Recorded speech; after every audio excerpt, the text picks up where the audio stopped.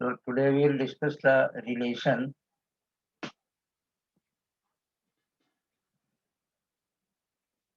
कल इनवर्स का टेस्ट है, तैयारी हो गई, सबने कर लिया है?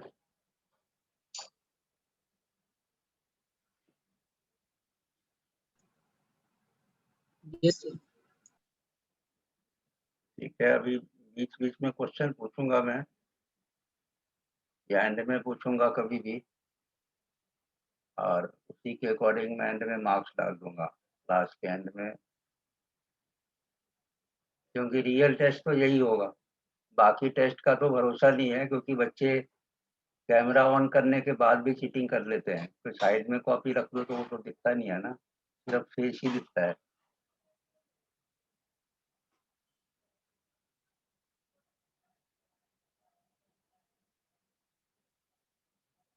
सर अभी क्लास के कौन से चैप्टर का क्वेश्चंस पूछ रहे हैं? कौन से चैप्टर का टेस्ट है ये पूछ रहे हो? नहीं सर, अभी ट्यूशन के बाद आप बोल रहे हो ना क्वेश्चंस पूछ रहे हैं। ट्यूशन के बाद में, ट्यूशन के बीच में ही पूछूंगा।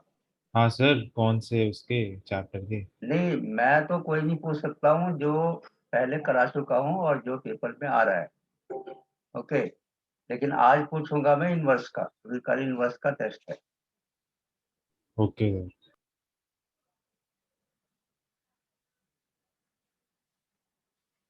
ओके, सबसे पहले रिलेशन सपोज करो,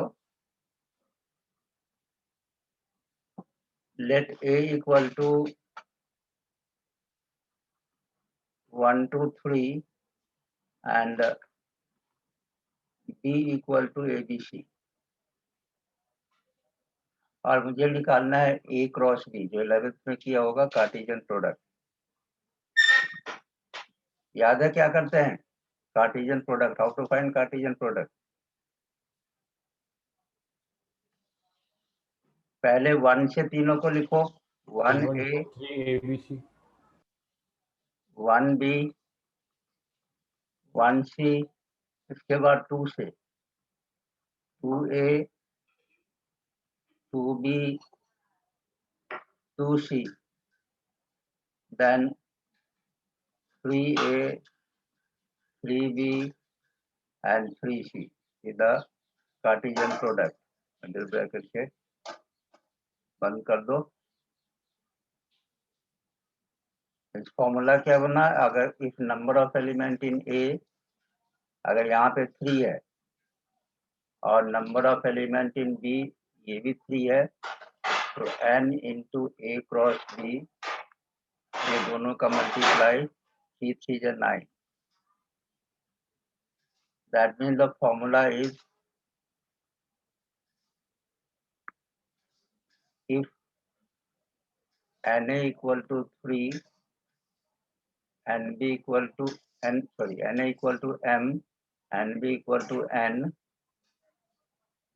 then n of a cross b equal to m into n। एक नंबर का क्वेश्चन आता है कि कितने रिलेशन बनेंगे, तो m इंटू n दोनों को मल्टीप्लाई कर दो। ये a क्रॉस b का मतलब इतने रिलेशन बनेंगे। बेसिकली अभी बताता हूँ रिलेशन क्या होता है।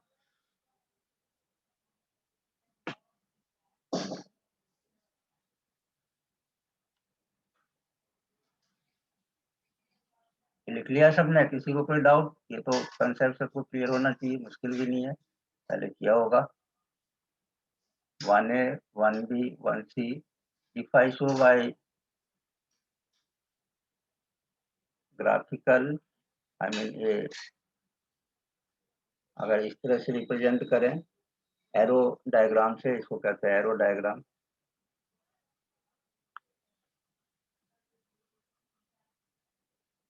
ये ए है, ये बी है, इसके अंदर हमने लिया 1 2 3, इसके अंदर A B C, 1a 1b 1c, ऐसे 2a 2b 2c, सबको मिला दो, 3a 3b 3c।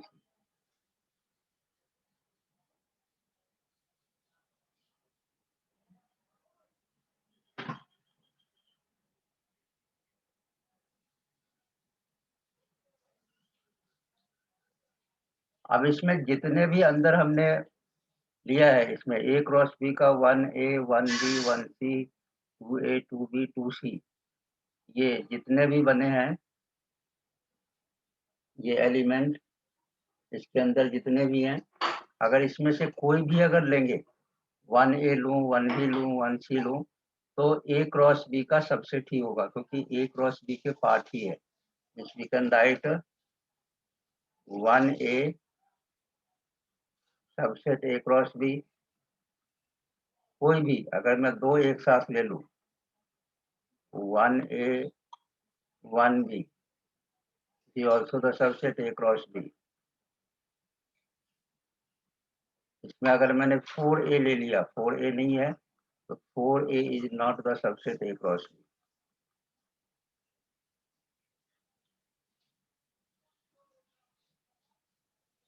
यहाँ तक क्लियर है? वापस बताना, क्या बताना है रुचिल? अभी जो आपने पढ़ाया।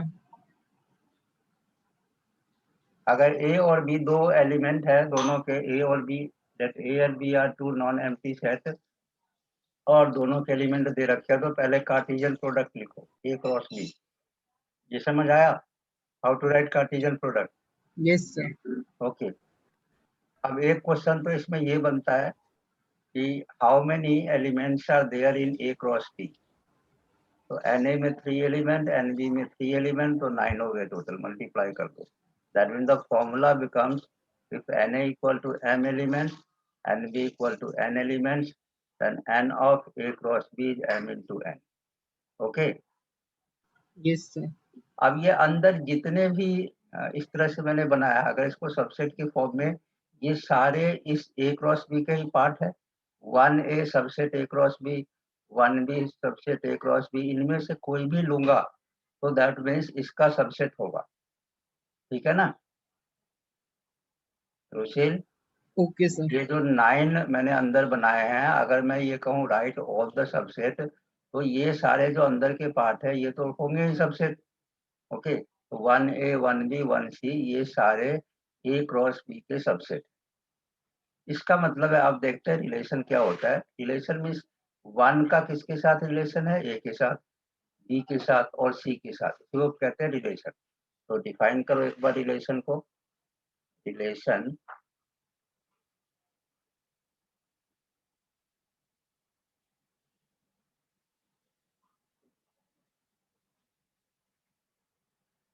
लेट A एंड B भी two set, non empty set होना चाहिए। A and B are two sets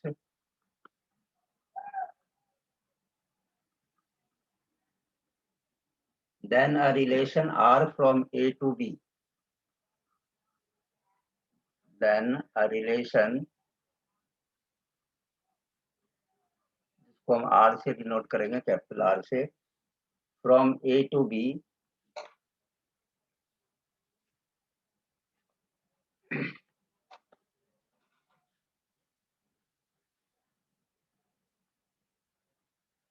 A to B is a subset of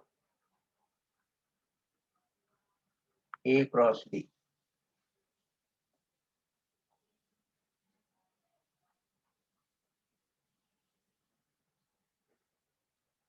subset of A cross B।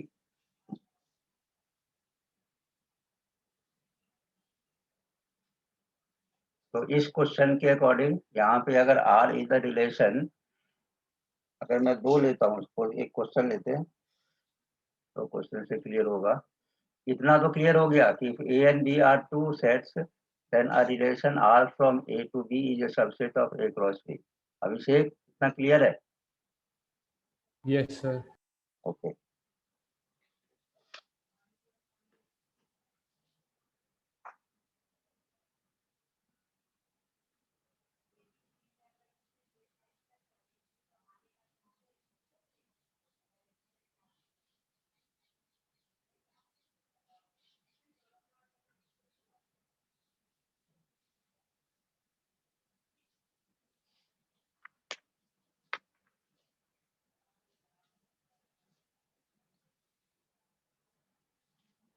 यहाँ सबसेट का ये वाला सिंबल यूज करना, क्योंकि इसमें कैन बी इक्वल ऑल्सो,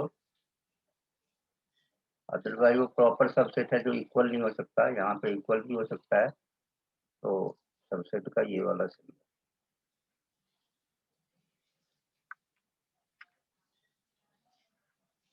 इसमें हम कह सकते हैं इस क्वेश्चन में, अगर आर रिलेशन है तो 1 रिलेटेड ए, 1 रिलेटेड ए, 1 रिलेटेड बी, 1 रिलेटेड सी, फिर 2 रिलेटेड ए, 2 रिलेटेड बी, 2 रिलेटेड सी, ऐसे लिख सकते हैं।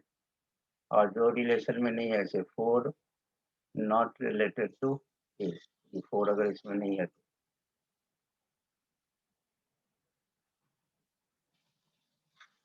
मैं अभी टू द पॉइंट करूंगा क्योंकि पेपर है और मंडे से टॉपिक डिटेल में होगा।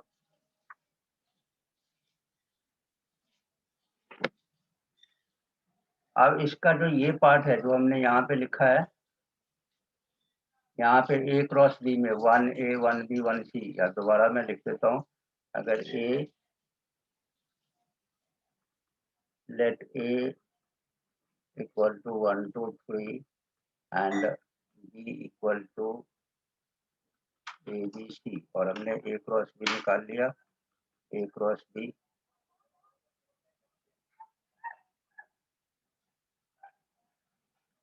ए और बी का 1 2 3 ABC, ऐसे शो कर देना, सबका शो कर देना। तो अगर जो एरो वाला मांगो तभी करना है ना ऐसे? क्या करूं? अगर क्वेश्चन में दे रखा हो कि एरो डायग्राम से प्रूव करना है तो तब इससे ही करेंगे ना? हाँ, ये एरो डायग्राम है। अगर इसमें तो खैर इस क्लास में आएगा नहीं, इस लोग समझाने के लिए, वो 11th में था, पर अगर एरो डायग्राम कहता है बनाने के लिए तो ये arrow diagram. Okay, okay sir. तो इसमें अगर कहता है एक नंबर के क्वेश्चन में डोमेन बताओ, तो जो फर्स्ट ए का एलिमेंट है वो डोमेन हो गया 1 2 3, और जो बी का एलिमेंट है वो रेंज हो गया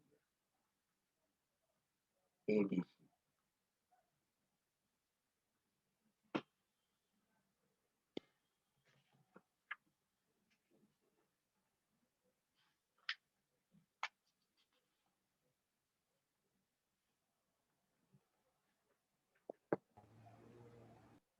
यहाँ तक क्लियर?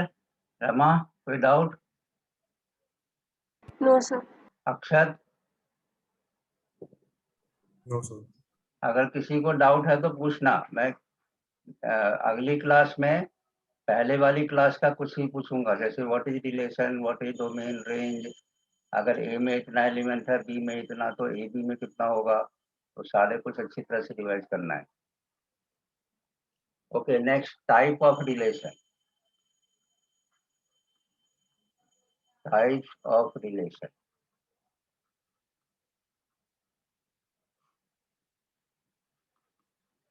सबसे पहले reflexive relation.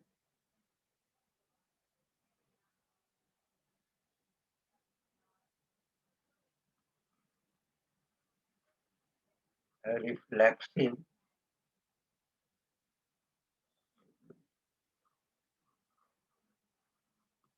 Reflexive relation,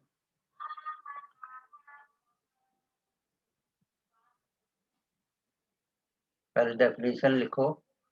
A relation is said to be reflexive if every element of A is related to itself. If every element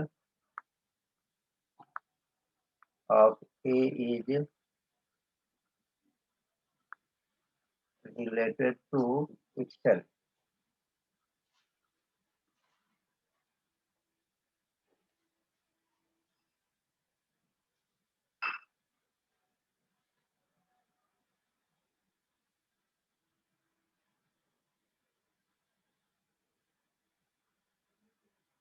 इसका मीनिंग क्या है? सपोज करो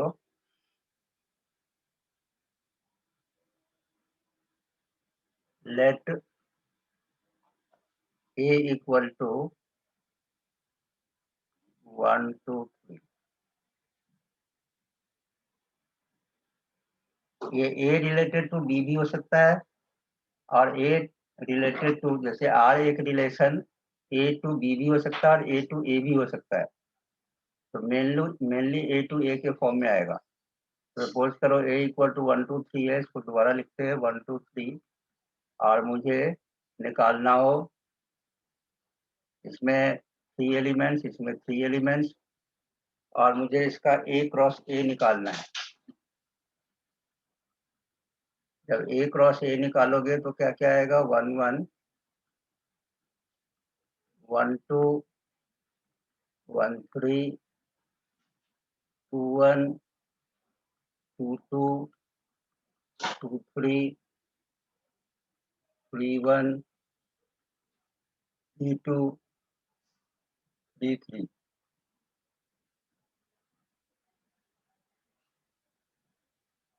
तो जितने भी रिलेशन के बेस पे क्वेश्चन आएगा 12th क्लास में, वो A टू A का ही होगा।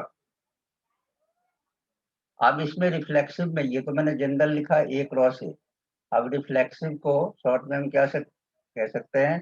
जो भी टर्म 1 1 का है, 1 1 A रिलेटेड टू A, इसको शॉर्ट में ये लिख सकते हो, if A is the element belongs to A,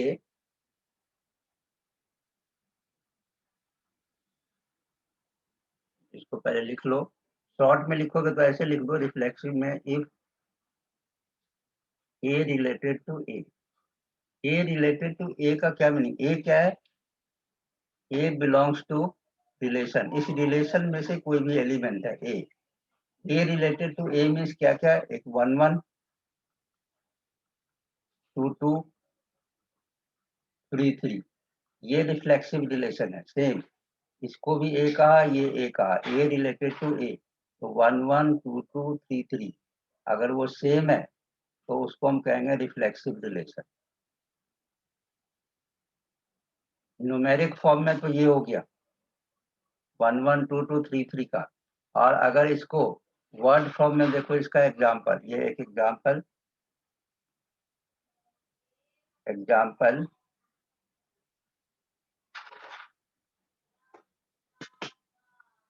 word form में हम कह सकते हैं, जैसे दो लाइन है, अगर A परपेंडिकुलर B है, A related to A means इसका मतलब कि a line is perpendicular to itself. A related to A perpendicular नहीं होगा, ये परपेंडिकुलर टू इटसेल्फ हो ही नहीं सकता। A रिलेटेड टू A, तो सिमिलर ट्रायंगल का केस ले लो। जैसे अगर कोई ये सिमिलर ट्रायंगल है, दूसरा सिमिलर ट्रायंगल सेम ही है दोनों, ये दोनों सिमिलर है। में ट्रायंगल 1 सिमिलर टू ट्रायंगल 2, क्योंकि दोनों सेम ही है, 1 1 2 2 3 3, A रिलेटेड टू A। फिर एक चीज को दोबारा लिखना है, वो हो गया रिफ्लेक्सिव। ये समझ आया क्या सुशील? Yes sir. ओके। दूसरा आएगा सिमेट्रिक। पहले टाइप लिख लो, क्वेश्चन से और क्लियर होगा। दूसरा symmetric. Symmetric means if A related to B, then B related to A। अगर A रिलेटेड टू B है तो B रिलेटेड टू A।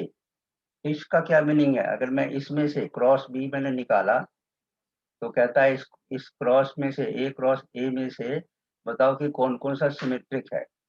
तो इट मीन्स कि अगर मैं ये कहता हूं कि इधर 1 2 है, तो दूसरा 2 1 अवेलेबल होना चाहिए। A रिलेटेड टू B, ये A ये B, तो B रिलेटेड टू A, तो 2 1 इसमें होना चाहिए। अब इसमें देखो 1 2 और 2 1, तो 1 2 2 1, ये हो गया सिमेट्रिक। और बताओ, और कोई सिमेट्रिक है इसमें? देख के बताओ। सर 1 3 3 1। 3 1। हाँ 1 3 3 1। और कोई?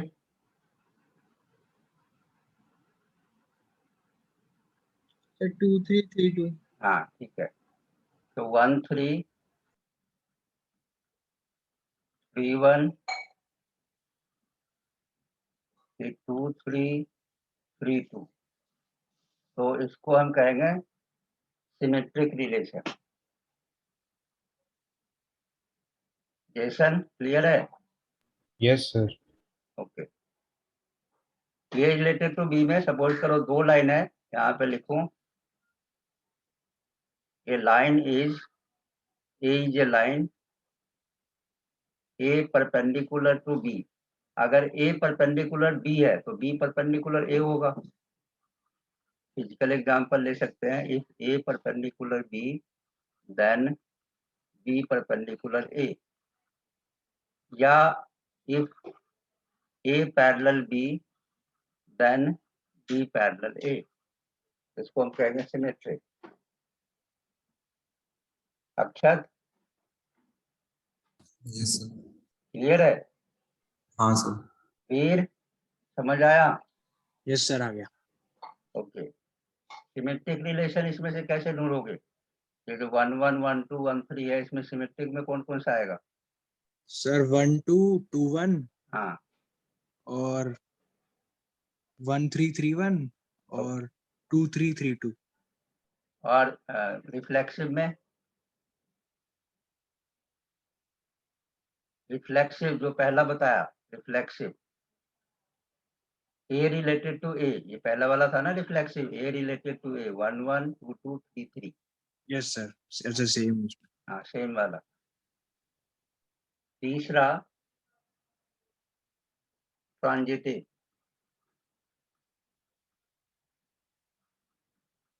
Transitive relation. ट्रांजिटिव वाले में if A related to B and B related to C, then ये दोनों कंडीशन होना चाहिए, A related to B and B related to C, then इसी में से निकलेगा ए रिलेटेड टू सी। जैसे अगर मैं कोई ए क्रॉस बी में से लूं, मैं रैंडमली लेता हूं कि अगर यहाँ पे 1 2 मैंने लिया, तो if 1 related to 2 and 2 related to 3 2 3, तो मेरा क्या होना चाहिए 1 रिलेटेड टू 3, 1 का 2 के साथ, 2 का 3 के साथ, तो इन दोनों के साथ रिलेशन होना चाहिए। तो इसमें ढूंढ के बताओ कि ऐसा है कोई, जो मैंने क्रॉस में लिखा था वो 1 रिलेटेड टू 2 2 टू 3 3 टू 1। हाँ, ये है। और कोई पॉसिबिलिटी है इसमें? सर 1 2 और 2 1 से 1 1 बन सकता है। क्या? 1 2 2 1 से 1 1 बन सकता है। नहीं नहीं, अभी देखो, जैसे मैंने बताया ना 1 2 1 2 फिर 2 3, ये तो कॉमन होना चाहिए 2 3। फिर अगर ये पॉसिबिलिटी है तो फिर मैं लिखूंगा 1 3। यहाँ देखो, A related to B, B related to C, then A related to C. अब ये कह रहे हो अगर मैं 1 2 लूंगा, और दूसरा क्या कह रहे? 2 1। 2 1 तो हो ही नहीं सकता ना, क्योंकि अगर 1 2 लिया 2 3 ले लो, तो अलग लेना होगा। 2 3 ले लो सर। हाँ, 2 3, तो तीसरा क्या होना 3 हो चाहिए? गया फिर। तीसरा क्या होना चाहिए? 1 3 1, ये है। सर ये तो वही हो गया। अगर 1 2 2 3 1 3, ये तो वही हो गया। और कोई इसमें से देख के बताओ, और कुछ है पॉसिबल? जैसे अगर मैंने 1 3 लिया, सर 1 3 3 2, हाँ, तो 1 2 हो जाएगा। 1 3 3 2 फिर सर 1 2 हो 3 2 जाएगा। 2 3 से हो सकता है। 1 3 तो है इसमें, 3 2 कहाँ है? ये है। और फिर 1 2 हो गया ना फिर। अच्छा, तो ये तो मेरे ख्याल यही हो गया ना, रिपीट हो गया। सर ये तो 3 हुआ सर। ये तो वही सर है। ये 3 है ना इसमें, मैंने 1 2 लिया था पहले, नहीं 1 आओ, 3 लिया मैंने। पहले या बाद में लिया, लेकिन हुआ तो यही थी। तो एक ही सर पॉसिबिलिटी हो रहा है इसके अंदर। ओके, 2 3 3 1 हो सकता है।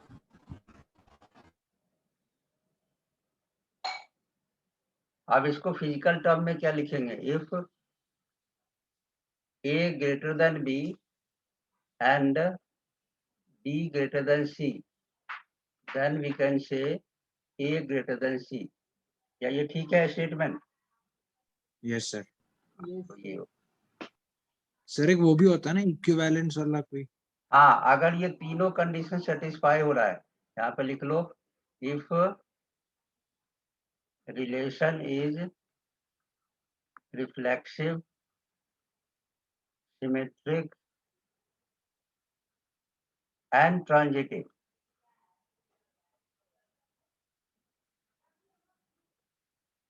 then it is called equivalence relation.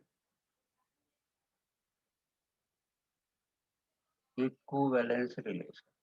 इसका मतलब जब भी इक्विवेलेंस रिलेशन चेक करने आए, इसका मतलब हमें तीनों चेक करना है, तीनों कंडीशन सेटिस्फाई होने चाहिए।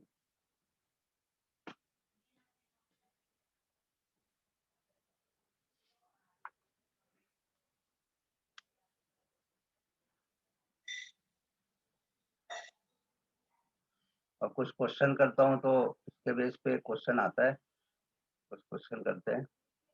एक क्वेश्चन इसके बेस पे और एक संडे को करूंगा फंक्शन के बेस पे, बस दो ही क्वेश्चन इनमें से मेनली आते हैं। संडे को क्लास में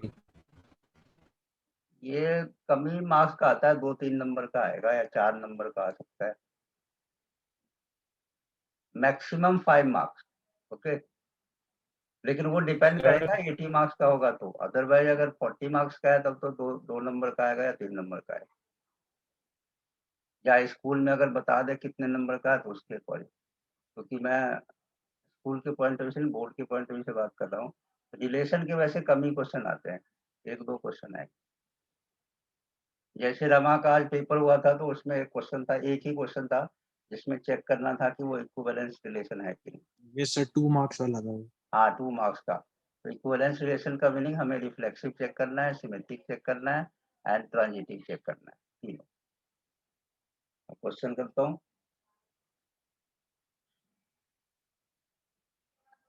सबसे पहले तो ये एक रिलेशन है R1 equal to AA AB AC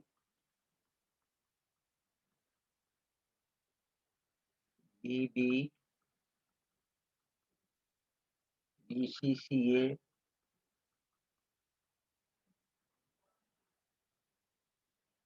CB CC।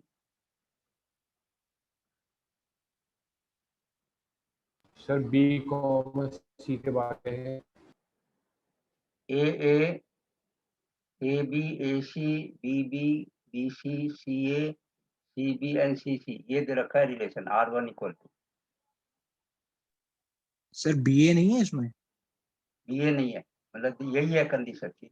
वो अच्छा सबसेट बताया ना कि सबसेट में तो सारे आते हैं, लेकिन रिलेशन उसमें से इतना सेटिस्फाई करा, इतना ही दे रखा है, तो जो दे रखा है हम उसी में से चूज करेंगे। Okay sir. अब इसमें चेक करना है, check whether this is equivalence relation और नॉट।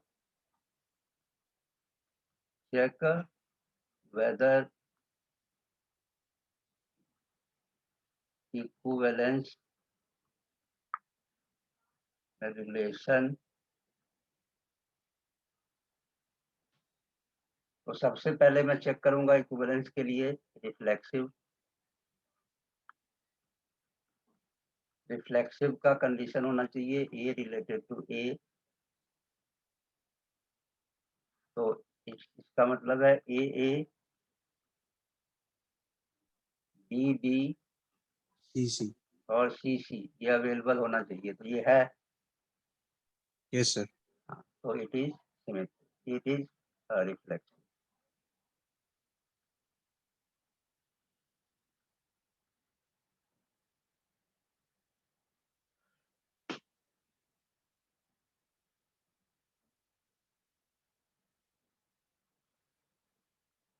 अब दूसरा चेक करो सिमेट्रिक। ये कंडीशन भी ऊपर लिखना, रिफ्लेक्सिव लिखने के बाद पहले ये लिख दिया करना है ए रिलेटेड टू ए। अब सिमेट्रिक वाले में if A related to B then B related to A. It means कि अगर मैं इनमें से कोई लेता हूँ ए बी, तो मेरे पास बी ए अवेलेबल होना चाहिए, है क्या? No sir. Yes, sir. है। नहीं है। भाई BC और CB। हाँ तो इसको ये वाला नहीं लेंगे, दूसरा ले लो जो है हाँ बाकी है ये नहीं। BC और क्या है CB, CB BC and CB। And sir AC and CA। ACNCA AC and CA। तो अगर एक भी अवेलेबल है तो हम कह देंगे सिमेट्रिक, क्योंकि हर एक उसके पार्ट है, तो इसका मतलब इट इज सिमेट्रिक।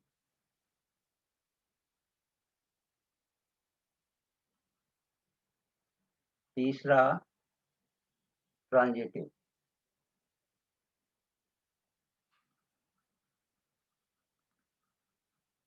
ट्रांजिटिव में if A related to B and B related to C, then A related to C। अब इसमें देखो, बताओ एग्जांपल। सर ए बी और बी ट्रांजिटिव सी का हो गया, सेटिस्फाई कर रहा है। ABC और BC क्या क्या लोग? ए बी और AB B C. AB BC then BC AB है। AC। हाँ AC है इसमें। Yes sir. कहाँ है? AB BC AC, हाँ ठीक है बिल्कुल। तो AB सर इसमें भी एक निकालना होगा या ज़्यादा निकालना होगा? BC AC, क्या कहे हो? सर खाली AB और BC से होगा कि और भी करने होंगे? तीन कंडीशन है ना, यानी एक पूरा कंडीशन अगर सेटिस्फाई हो रहा है तो बस वो सफिशिएंट है। A related to sir B, B related to C, then A related to C। तो ये पूरा सर एक कंडीशन सेटिस्फाई होना चाहिए। ओके। Yes sir. सर हाँ, जैसे दो पेयर गिवन है तो हम अगर एक लिख देंगे तो सही होएगा वो? दो पेयर कहाँ है? नहीं, अगर जैसे दो पेयर हुए हाँ तो हमने बस एक लिख दिया तो वो सही होगा? हाँ, कम से कम अगर एक भी अवेलेबल है तो ट्रांजिटिव हो गया। Okay sir. ओके, लीव करना होगा। लेकिन पूरा का पूरा एक पेयर होना चाहिए, एक कंडीशन सेटिस्फाई होना चाहिए, तभी होगा। Okay sir.